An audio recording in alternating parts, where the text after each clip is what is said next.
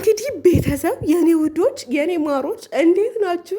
እኔ እንዳልኩት ሩታ እሳት ጎርሳ እሳት ለብሳ ተመጣለች።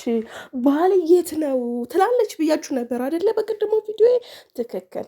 አሁን ያ ከዋርሳዋ ጋር ሆነ ባል የት ነው ያደረጋችሁት? እና ሚኪ ምን ያርግሽ? ሚኪ ምን ያርግሽ እንዴ? ሚኪ ነው እንዲወሰደው ባልሽ እኮ የወሰደችው እኮ ሄርሜላ ናት።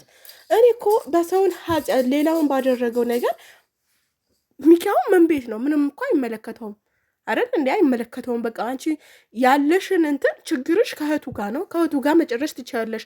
እሱን ለማስጠቆር እሱን የሆነ ነገር ለማድረግ ደግሞ ስትጥሪ ኦ ማይ ጋድ በጣም የሚያስጠላባችሁ በነገራችን ላይ በጣም ምክንያቱም እሳት ጎርሳሽ እንደመጣሽ ሁሉ ያው ቢሳካልሽ መልካም ነበረ ብታገኘው። ነገር ግን ይሄ በጣም ብዙ ውጣ ውረድ አለው አብርሃም ለማግኘት ከዚህ በኋላ። ምክንያቱም ሄርሜላ ቁጥጥር ስር ላይ ነው ያለው። ያው አሉ የሚያሽቃብጡት እነ ዳኒ ይመጣሉ ምናምን እሱ እንደሚሆን እናየዋለን። ነገር ግን በሚገርም ሁኔታ ደግሞ ስለ ማነው ስለ ኤፍሬም ወይም ደግሞ ስለ ሚኪ ልታደባድቢያቸው ነው ወይስ እንዴት ነው?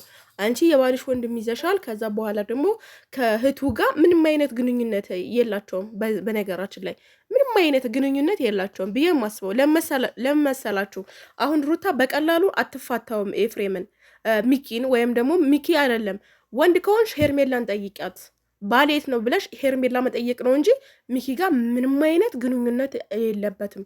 ምክንያቱም ተፋችው ልጁ በጣም ተወዳጅ ልጅ ስለሆነ በቃ ተፋችሁ። ባልሽን የቀማችሁ ሄርሜላ ናት። ሄርሜላ ጋር እንትን በይ ሹሃዳ ያኒ ሙሽኪላ ሀቢብቲ ማስተዊቺ ዲ ወላ ማይሴር እኔንማ በቃ አንቺ የምትናደጅበት ቪዲዮ ማየት ራሱ በዚህ እንትን ደስታሽን እንትን ሳት የምትናደጅበት ቪዲዮ ማየት ራሱ ትንሽ ይከብዳል። ነገር ግን ያ ባልሽ ደግሞ ሚስቱ ጋር ማለት እህቱ ጋር ፈልጊ እንጂ አይገርምህም? አባቴ የጓደኛህ አባት ጠፍቶ እኮ ነው ማርዬ። እና ሩታ አታስቂን፣ የምር አታስቂን እንዴ!